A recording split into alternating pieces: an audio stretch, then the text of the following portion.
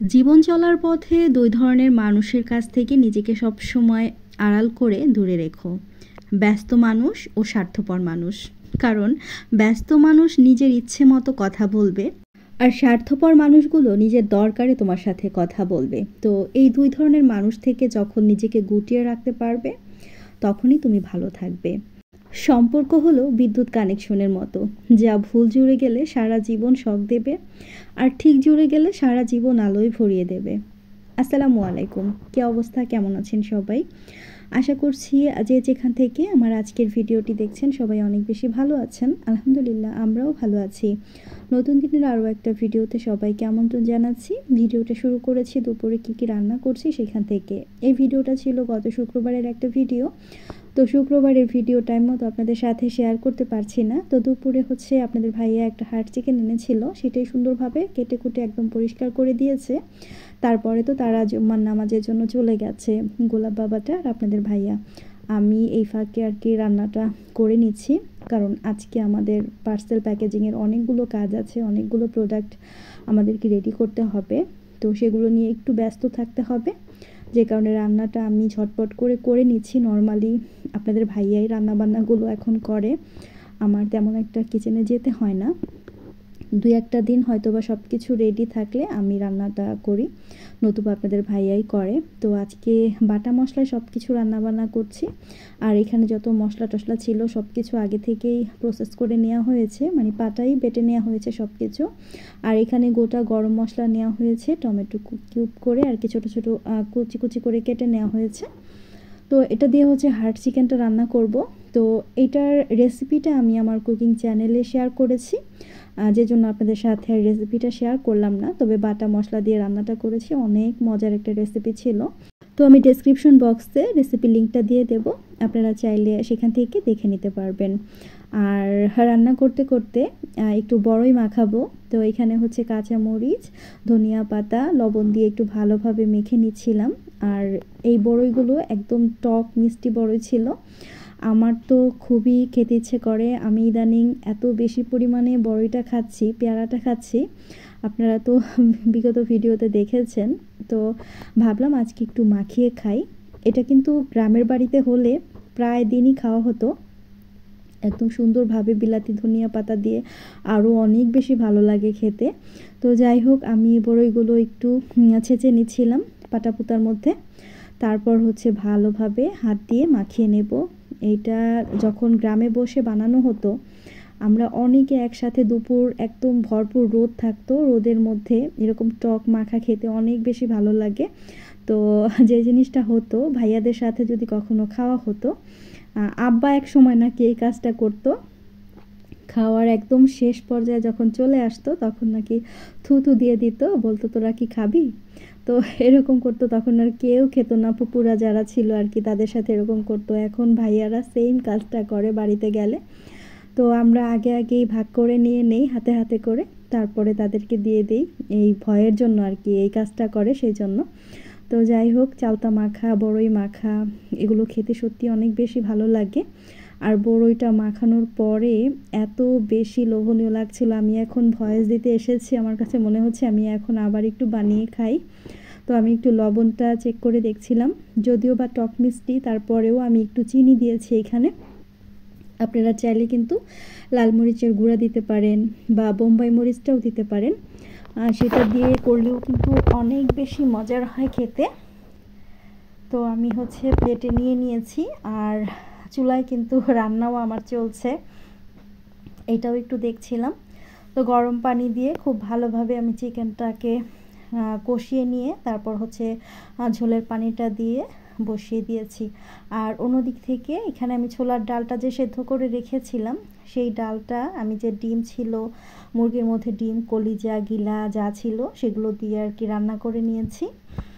কোনো কিছু রেসিপি আকারে ওইভাবে করে শেয়ার করতে পারছি না। তো যাই হোক, এখন এই যে বড়ই মাখা নিয়ে এসেছি, আর খাচ্ছিলাম, বারবার মনে হচ্ছিল সেই ফিলটাই পাচ্ছিলাম গ্রামে বসে যখন সবার সাথে খেতাম একসাথে।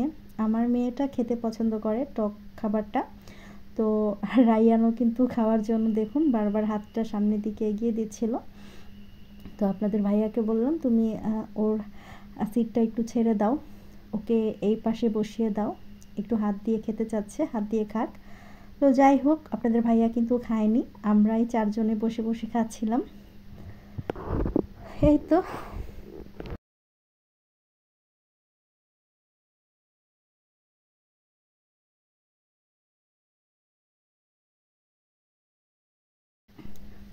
তো আমার ভয়েস দিতে একটু কষ্ট হচ্ছিল। তো যাই হোক, বড়ই মাখা খেয়ে তারপর আবার কিচেনে চলে এসেছি।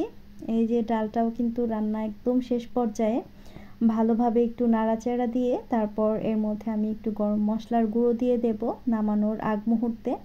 তো ছোলার ডালটা এভাবে রান্না করলেও কিন্তু বেশ ভালো লাগে। আমি এখানে যে মুরগির গিলা, তারপর হচ্ছে কলিজা, যে ডিমগুলো হয়েছিল বা ডিম যেই নালিটার মধ্যে হয়, আমরা বলি পোয়া নাড়ি, তো সেই পোয়া নালিটা আর কি নিয়েছিলাম, সুন্দরভাবে পরিষ্কার করে কেটে কেটে লম্বা লম্বা করে আর কি কেটে কেটে নিয়েছি ছোট করে।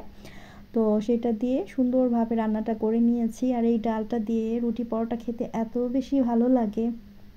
তো আমি একটা বাটিতে উঠিয়ে নিলাম। এরপর ফ্রাই প্যানের মধ্যে আমি তেল দিয়ে এখন হচ্ছে বেগুন ভাজবো। তো বেগুনগুলোকে আমি আগে সুন্দরভাবে একটু কেটেছি, মাঝখানে এরকম খোপ খোপ করে, মানে 4 কোনা করে একটু ঘর কেটে নিয়েছি। এভাবে করে বেগুন ভাজি করলেও কিন্তু অনেক মজা লাগে খেতে। তো হলুদ, মরিচ আর লবণ মাখিয়ে তারপর হচ্ছে বেগুনটাকে আমি রেখে দিয়েছিলাম। তারপর এখানে হচ্ছে চিকেনটা রান্না করা হয়ে গেছে, চিকেনটা কিন্তু নামিয়ে ফেলেছি। তো যাই হোক, রান্না বান্না হতে থাক, রান্না বান্না হতে হতে আপনাদের সাথে একটা কথা শেয়ার করছি। আর সেটা হচ্ছে আমাদের সবার প্রিয় ভালোবাসার সালমা আপু। তো সালমা আপুকে আপনারা সবাই চেনেন, taste and tells with Salma চ্যানেলের সালমা আপু, আমি যাকে কবি আপু বলে ডাকি। তো সালমা আপু কিন্তু নতুন একটা বিজনেস শুরু করেছে। তো আমি গত ভিডিওর আগের ভিডিওতে দেখলাম আপু বিজনেসের প্রোডাক্টগুলো, মানে গহনা অর্নামেন্টস নিয়ে কিন্তু আপু আপুর বিজনেসটা শুরু করেছে। তো সেইটা আপু শেয়ার করেছে। তো আপনারা সবাই কিন্তু আপুর পেজটার সাথে থাকবেন। আপুর পেজের নাম হচ্ছে ডেকোর অ্যান্ড ড্যাজেল। আপনারা চাইলে কিন্তু আপুর ফেসবুক পেজটা ভিজিট করতে পারেন। আর আপু কিন্তু খুবই সুন্দর সুন্দর ইউনিক কিছু কালেকশন নিয়ে কাজ করছে। আমার কাছে খুবই ভালো লেগেছে ব্যাপারটা আসলে। তো আমরা মেয়েরা চাইলেই কিন্তু ঘরে বসে কিছু না কিছু করে নিজের একটা পরিচয় তৈরি করতে পারি। তো যাই হোক, এখানে হচ্ছে আমি একজন কাস্টমারের জন্য 2 কেজি রসুনের আচার রেডি করছিলাম। উনি আমার রেগুলার কাস্টমার, আলহামদুলিল্লাহ আমার কাছ থেকে যতবার প্রোডাক্ট নিয়েছেন ততবারই পছন্দ করেছেন বলেই বারবার আবার হচ্ছে নিচ্ছেন। আর এখানে অন্য একটা ভাইয়ার জন্য হচ্ছে 6 কেজি মধু রেডি করছিল আপনাদের ভাইয়া। তো এই ভাইয়াটাও এই পর্যন্ত প্রায় 20 কেজি মতো মধু নিয়েছেন আমাদের কাছ থেকে। তিনি আসলে অনেক জায়গায় ধরা খেয়েছেন। আর এই মধুটা কিন্তু সরাসরি সৌদি আরব যাবে, তো ভাইয়ার পরিবার যাবে সৌদি আরবে। তো আরও নিয়েছে 4 কেজির মতো, আর এর আগে কিন্তু আরও 10 কেজি মধু ভাইয়া নিয়েছিল। তো টোটাল এখন এই যে এই 6 কেজি আরও 4 কেজির মতো আছে তার কাছে, সে বলেছে আরও 6 কেজি মধুর মতো দেওয়ার জন্য। তো এখন এটা আপনাদের ভাই আর কি রেডি করছিল। তো আলহামদুলিল্লাহ, আপনাদের যদি ভালো না লাগতো তাহলে তো অবশ্যই আপনারা আমার কাছ থেকে প্রোডাক্টগুলো পারচেস করতেন না। তো এভাবে করেই আপনাদের ভালোবাসা নিয়ে এগিয়ে যাচ্ছি। আর আপনারাও চাইলে কিন্তু অথেন্টিক একদম খাঁটি মধু, ঘি, সরিষার তেল থেকে শুরু করে গোটা মশলা, গরম মশলা, একদম হোমমেড আইটেমগুলো নিতে চাইলে অবশ্যই আমার হোয়াটসঅ্যাপ নাম্বার আমি দিয়েছি স্ক্রিনে, এই নাম্বারে যোগাযোগ করবেন, অথবা আমার RM অর্গানিক প্রোডাক্ট যে পেজটা আছে ফেসবুক, সেটা ভিজিট করবেন। তো যাই হোক, প্যাকেজিং করে তারপর হচ্ছে এন্ট্রি করে দেব আমি, সন্ধ্যার দিকে ডেলিভারি ম্যান এসে নিয়ে যাবে। আর এটা হচ্ছে রাত্রের একটা ভিডিও ফুটেজ। এই ভিডিওটা হচ্ছে রাত 12টার দিকে। তো আপনারা দেখতেই পাচ্ছেন, আপনাদের ভাইয়া মোবাইল স্ক্রিনে কি যেন দেখছিল, দেখতে দেখতে হঠাৎ করে আমাকে মিষ্টির ছবি দেখালো। আর সাদা মিষ্টি দেখেই আমার খুব খেতে ইচ্ছে করছিল। সাদা মিষ্টির প্রতি আমি একটু বেশি উইক, আমার খুবই ভালো লাগে খেতে রসমালাই, সাদা মিষ্টি, এই টাইপের খাবারগুলো আর কি বিশেষ করে। তো যখনই বলল, আমাকে ছবিটা দেখালো, আমি তখনই বলেছি যে আমাকে তুমি এখনই খাওয়াবে। তো আপনাদের ভাইয়া বললো রাত 12টা বাজে, এই সময়টাতে দোকানপাট সব বন্ধ হয়ে গেছে, এখন পাবো না। তো আমার জোরাজুরিতে সে ছেলেকে পাঠাতে চেয়েছে, আমি বলছি না, ছেলেকে না, আমি যাবো। তো আমরা ভেবেছিলাম হয়তোবা শনি রাতটা পর্যন্ত যেতে হবে, আজওয়াতে হয়তোবা যাওয়া লাগবে। তো যাই হোক, আমাদের আর আজওয়াতে যাওয়ার দরকার হয়নি, শনি একটা পর্যন্ত যেতে হয়নি। বাসার কাছে টেস্টি ট্রিট ছিল, তো সেখানটাতে নেমেই আর যাওয়ার পরে 11টা না 12টার মতো মিষ্টি যেন ছিল, আর সব মিষ্টি সেল হয়ে গেছে। তো ভাগ্যে সেই কয়টা ছিল, সেই কয়টা নিয়েই কিন্তু বাসায় চলে এসেছি। আর এইখানটাতে দেখতে পাচ্ছেন 7টা মিষ্টি, 3টাই কিন্তু আমি নিজে খেয়েছি, আর ওরা বাপ ছেলে মেয়ে মিলে 4টা খেয়েছে।